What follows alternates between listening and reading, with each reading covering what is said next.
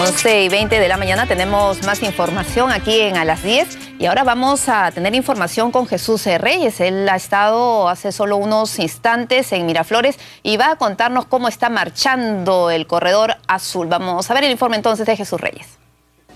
Pilar, ¿cómo estás? Buenos días. Estamos aquí en la Arequipa con Avenida Angamos, donde vamos a conversar con Gustavo Guerra García para que nos dé un balance de estos ya 3 días en donde se ha implementado este corredor azul. ¿Cómo van mejorando algunas deficiencias con las que se comenzó este? Sí, bueno, han sido los días más difíciles para nosotros en cuanto a la reforma del transporte. El lunes comenzamos con 118 vehículos porque 2 fueron apedreados por una turba en la zona norte, organizada por personas vinculadas al Grupo Unión. Ayer trabajamos con 130 vehículos, hoy día con 138 y ya hoy día nos estamos acercando al tamaño de flota que se requiere en Arequipa. Igual el día lunes queremos llegar a 150 vehículos de 12 metros para dar el mejor servicio posible. Lo otro es que estamos mejorando también el tema del embarque, porque en paraderos como Mancaes y Virú lo que teníamos es un problema de que la fila se armaba más rápido, digamos, que la velocidad de desembarque. Habían buses, había cola, pero no teníamos una manera de que suban rápido los buses. Entonces lo que estamos haciendo es hacer más de una cola para que las personas suban en simultáneo, ¿no?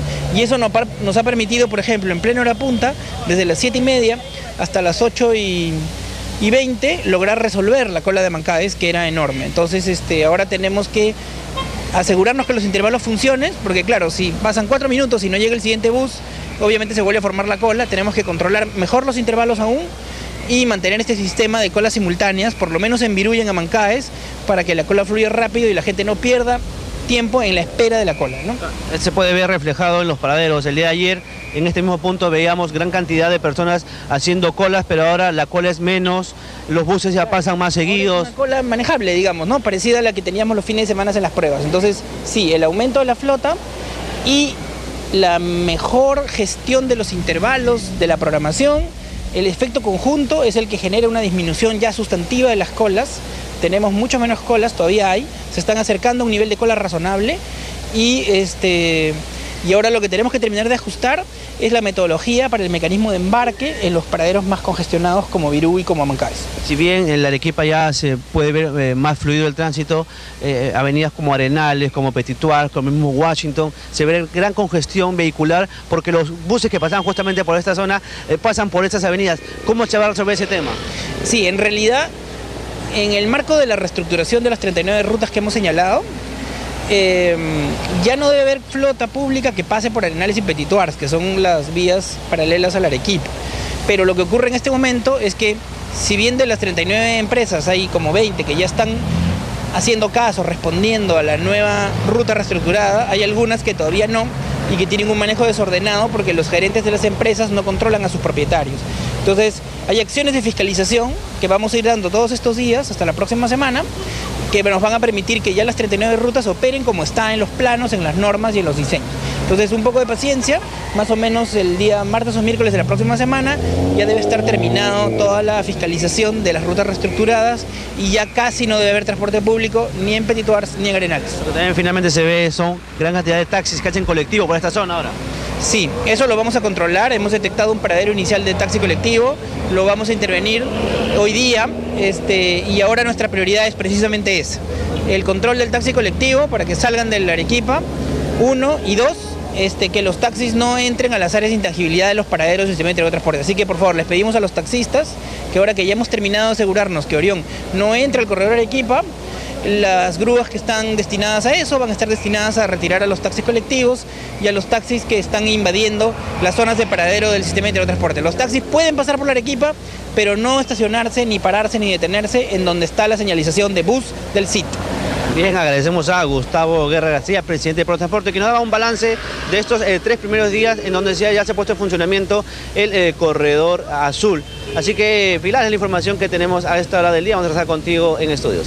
Gracias, Jesús. Y bueno, a esta hora en nuestros estudios tenemos a Lino de la Barrera. Él, ya lo habíamos anunciado hace unos instantes, es un experto en todo este tema del transporte y queríamos, por supuesto, conversar con él, a ver desde su punto de vista cómo ve todo este asunto del corredor azul. Lino, buenos días y gracias por estar aquí en A las 10. Gracias por la invitación a ustedes. Bueno, lo has escuchado a Gustavo Sí. Guerra García, has visto las imágenes además en estos 3 días. ¿Qué te parece? ¿Cómo está implementándose todo este eje vial? Bueno, hoy día ha habido un poquito más de orden en cuanto al eje lo cual es bueno. O sea, creo que nadie podría estar en contra de que se reforme la manera como se transportan los ciudadanos de Lima.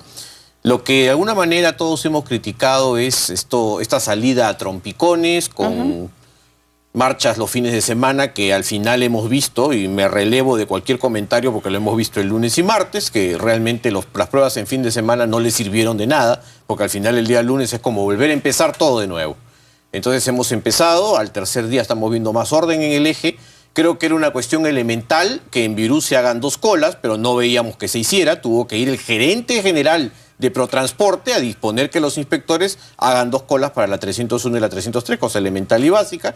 Pero eso parte porque precisamente lo que siempre hemos comentado, no han tenido todos los elementos en la mano para poder tomar decisiones y empoderar a la gente que tenía que trabajar en la parte operativa. ¿Ha habido improvisación, tú crees? Ha habido una encuesta hace unos días y señala que el 71% de los encuestados considera que hay muchísima improvisación. Bueno, definitivamente, en la implementación de este eje vial. es que por eso digo yo, creo que no podemos tapar el sol con un dedo, hay que ser realistas, hay que aceptar que se han cometido errores, y que esos errores están costando, de alguna forma, todo este malestar de los ciudadanos.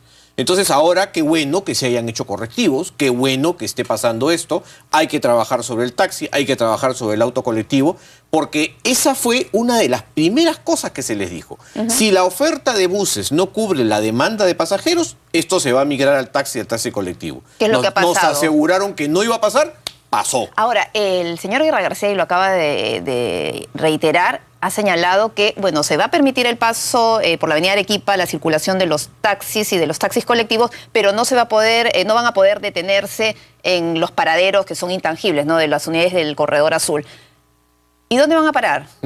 Bueno, esa es una muy buena pregunta, porque al final se entendería que de acuerdo al Reglamento Nacional de Tránsito uno no se puede detener en cualquier parte, y más aún si la avenida Arequipa es una zona rígida en la mayor parte de sus cuadras. Entonces, evidentemente, lo que le está diciendo a los señores taxistas es no paren en ninguna parte o paren donde quieran. Que va a ser el caos, de alguna manera, claro, lo que yo debo entender en el mensaje es no quiere que el taxi o el taxi colectivo se pare en un paradero de los establecidos a cargar personas.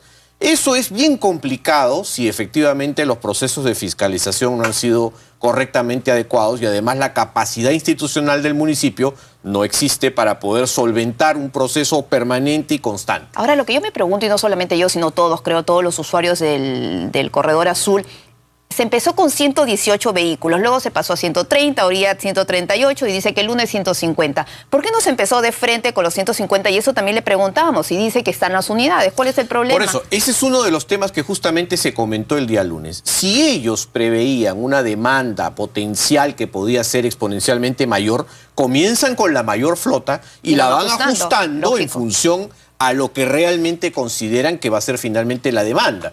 Y además, el no empezar con los sistemas alimentadores ha permitido que la persona se lleve una mala percepción del sistema, porque dice, tengo que pagar una mototaxi, un taxi o lo que sea para llegar a este sitio donde me hacen hacer una cola gigante que al final me deja en una parte que no sé cuál es. Ahora lo que parece es que ellos lo que quieren es que funcione el eje vial. Y lo que pasa alrededor, bueno, que se maten, porque en realidad, claro, vemos un poco más ordenado el asunto del eje vial, pero el caos, las quejas y el malestar tremendo continúa en los alrededores porque la gente no sabe cómo llegar a ese lugar. Por supuesto, porque va a tener además que pagar taxis o tenemos dos problemas. Una, el ciudadano del cono, que efectivamente tomaba un solo vehículo para correr todo el eje en un viaje gigantesco, que ya no va a largo, haber, porque las rutas han sido recortadas además, correctamente, ¿no? Entonces se nos dice, no, pero lo que pasa es que las empresas al desviarse han recortado sus rutas y están sirviendo naturalmente de alimentadores. No es así, eso no es verdad. Porque las empresas están haciendo lo que quieren, se están yendo por cualquier parte. Entonces, lo que no se puede dejar es la sensación de desazón del ciudadano, de no saber cómo es predecible su viaje, porque él sale en la mañana con las justas de tiempo para llegar a un destino. Entonces no puede ponerse a experimentar a esa hora de la mañana para ver qué carro va a tomar. Por ejemplo, ¿no? Yo escuchaba en la mañana una señora que se quejaba que vivía en el Rima, que decía, yo gastaba con mi hija para llevar al colegio un sol 50 y ahora mi hija tiene que pagar 5 soles.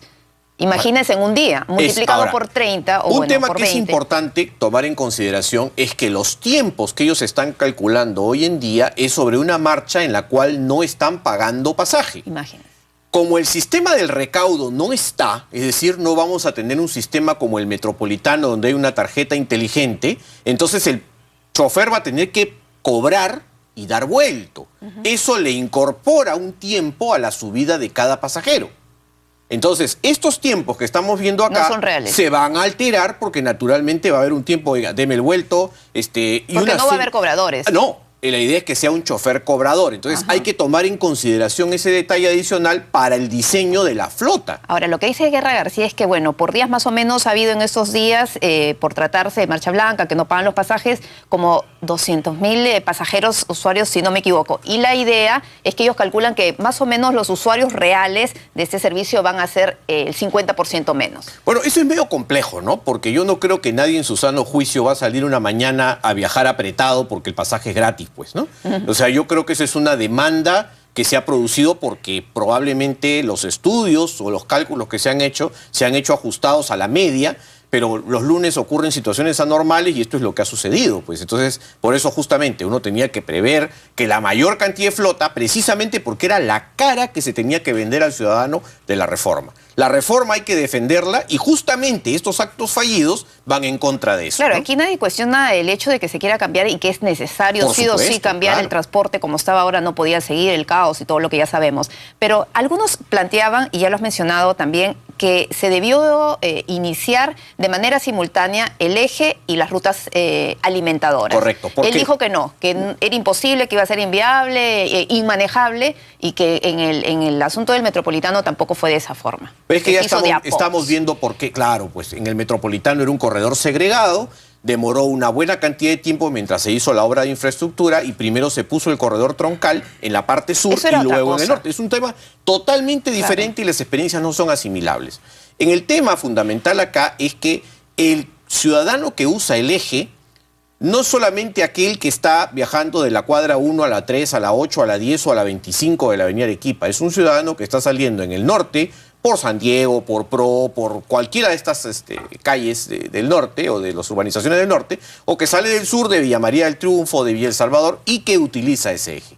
Entonces, justamente para evitar el problema de esos ciudadanos es que tenían que estar los alimentadores.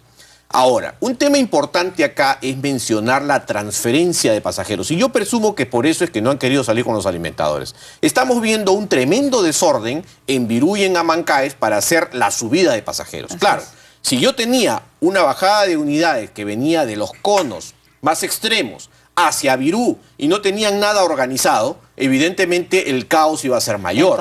Correcto. ¿Por qué? Porque lo primero que tendríamos que hacer es una transferencia medianamente ordenada de pasajeros y no en la vía pública como se está haciendo. Yo lamento y la verdad los perjuicios que le están ocasionando a los vecinos del RIMAC que están porque viendo que que todos no había los días, paradero, ¿no? Claro, delante de sus casas se está subiendo una barbaridad de gente sin ningún tipo de orden ni organización.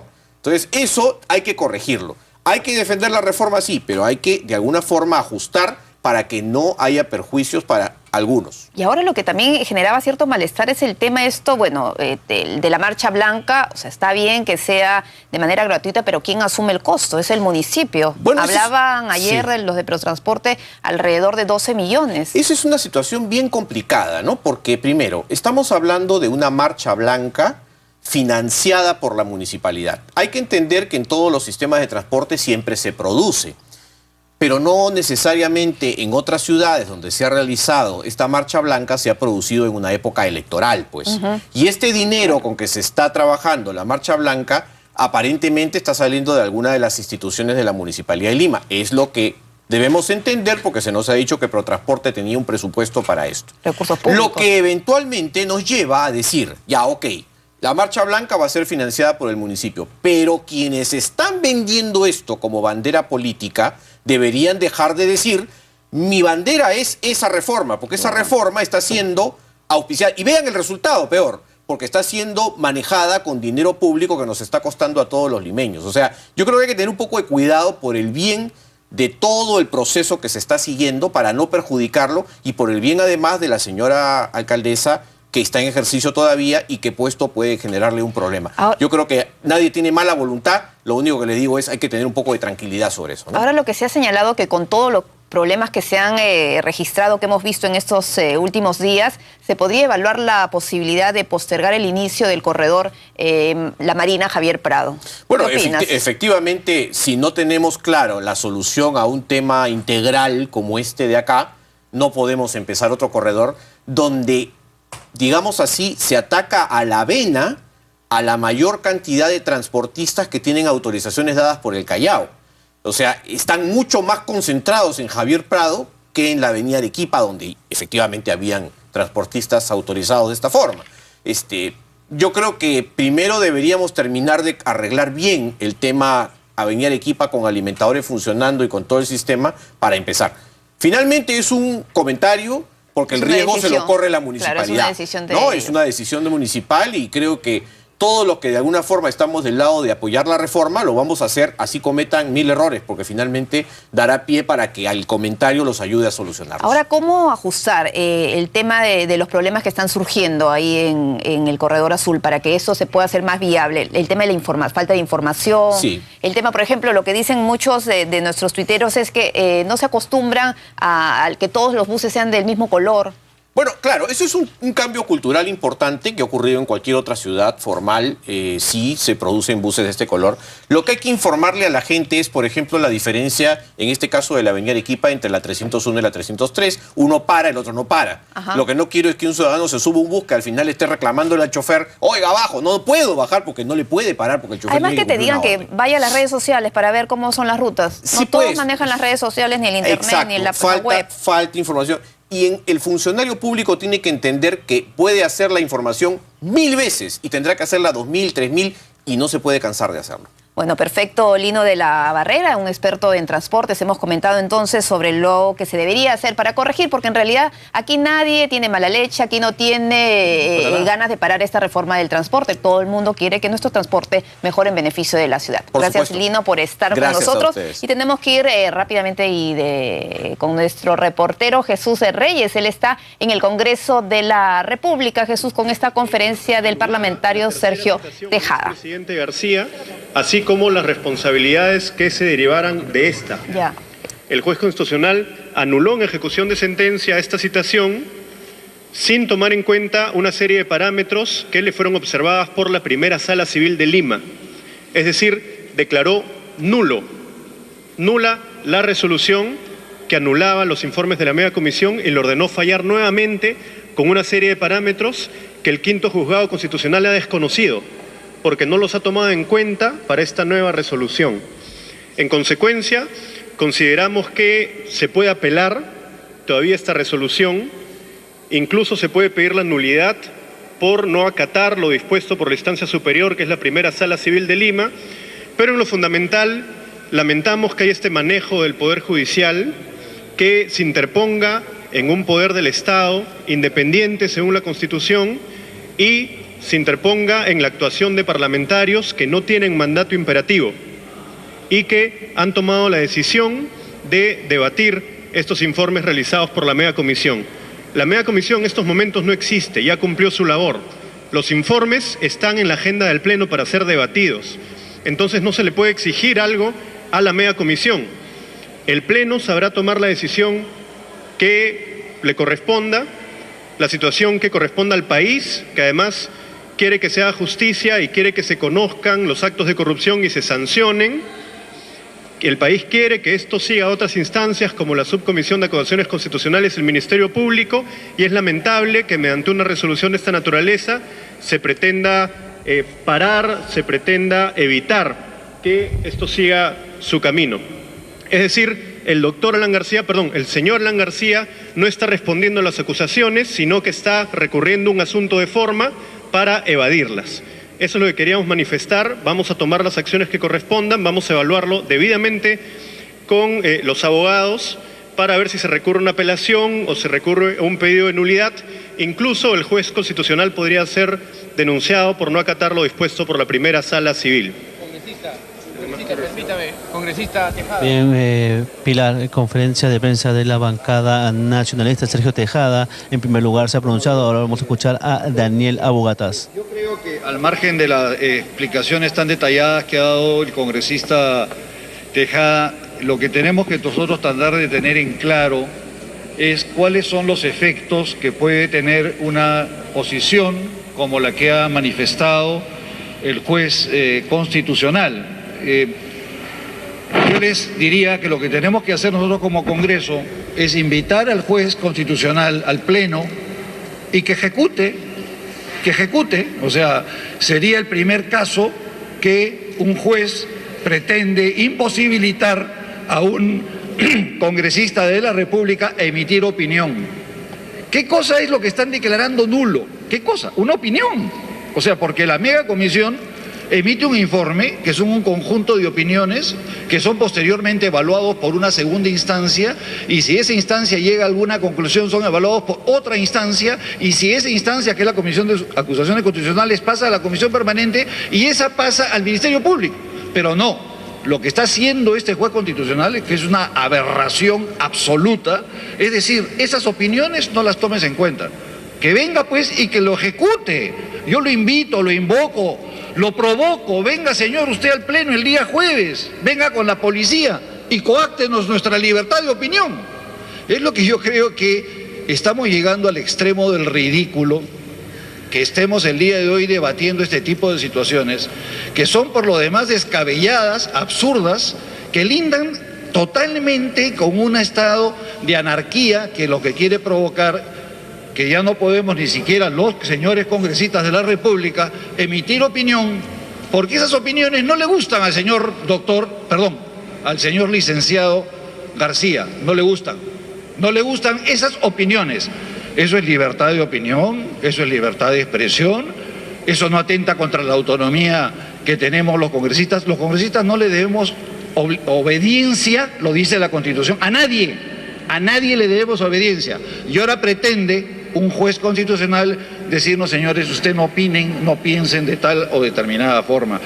Yo creo que el daño que está haciendo este juez constitucional, y después que han aparecido dos abogados que nos han hablado realmente de cosas totalmente fuera de lugar, y un congresista periodista que sabe algo de derecho, porque cuando yo sé, Mauricio Mulder en su vida ha trabajado de abogado, siempre fue un periodista de medio pelo que escribía en periodicuchos, o sea, pero en fin, yo me remito a que vea él y vean ustedes las notas que tenía yo en la universidad y vean las notas que tenía él, en ese sentido. Yo creo que está claro el tema, no sé si José... Pilar, en vivo, en directo aquí para TVMás, declaraciones ahora de Josué Gutiérrez. Repito, no hay instancia precluida, de tal manera que ingresar o que la subcomisión de acusaciones constitucionales se aboque a revisar y a procesar determinados actos que puedan ser vinculados a su competencia, a su función, no necesariamente pasa por el Parlamento, no necesariamente pasa por una comisión investigadora. Eso que quede claro ante el país para evitar cualquier tipo de confusión. De tal manera que el abocamiento a desarrollar un proceso al interior de la subcomisión de acusaciones constitucionales es absolutamente legítima y es procedente, habida cuenta de que ha sido el Pleno, investida de la autoridad, cumpliendo su rol, que ha determinado una decisión. Si un parlamentario, si dos parlamentarios pueden tener iniciativa para ingresar a la subcomisión de acusaciones constitucionales con el argumento de indicios que pueden calificar la comisión de delitos, ¿por qué no puede hacerlo el Pleno? De tal manera que, si es que en el supuesto negado existiera algún vicio en una investigación, esta no podría acarrear nulidad ni ningún efecto con relación al abocamiento natural que se tuviera dentro de la subcomisión de acusaciones constitucionales. Máxime, si se llega a esa instancia, es porque el señor García todavía tiene las prerrogativas constitucionales del antejuicio. Muchas gracias. Bien, Pilar, ahí la conferencia de prensa de la bancada nacionalista. Sergio Tejada, Daniel Abugataz y Josué Gutiérrez se encuentran aquí dando esta conferencia de prensa. Escuchemos las preguntas de los periodistas. ¿La República va a insistir en poner a debate los 6 o 7 informes sobre la megacomisión que todavía está pendiente en el Pleno? No creo que haya en la historia de ningún parlamento que un juez impida que se realice un debate. Sería inédito, sería increíble. El Congreso puede debatir cualquier asunto de interés público.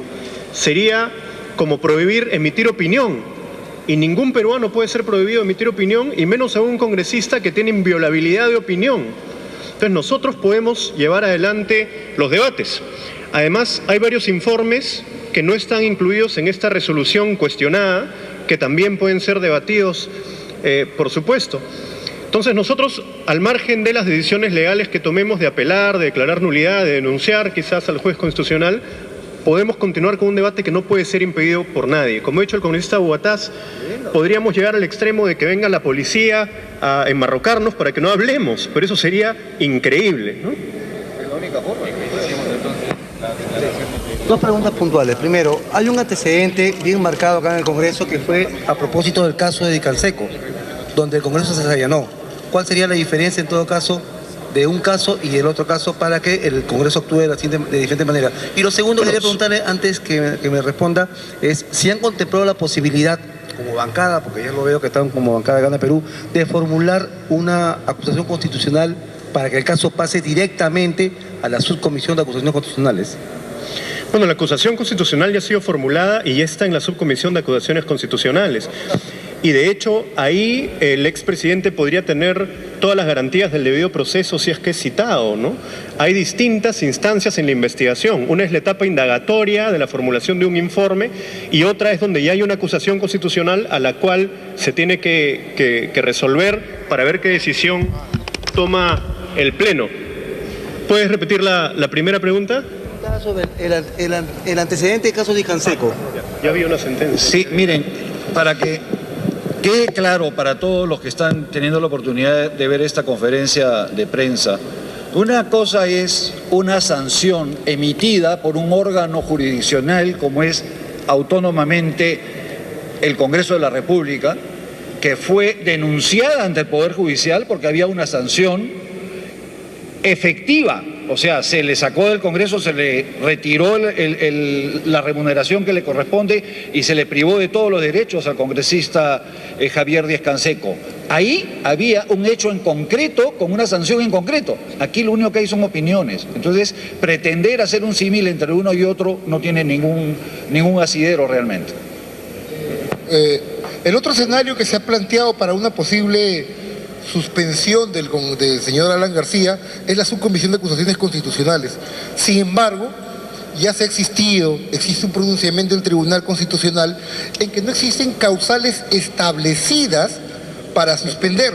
O sea, si no hay ley escrita, ¿cómo se piensa, como el señor Tejada advierte, respetar el debido proceso? ¿Ya han pensado en este obstáculo que también podría ser tener un grave vicio de fondo si se pretende sancionar al señor? Bueno, como lo he dicho reiteradamente, ningún informe propone la inhabilitación. Eso le corresponde en todo caso a la subcomisión de acusaciones constitucionales. Pero en segundo lugar, esa es la argumentación del excongresista Urtecho, porque el excongresista Urtecho ha sido inhabilitado por este Parlamento. Habrá que dar los argumentos legales entonces para que vuelva, ¿no? Muchas gracias.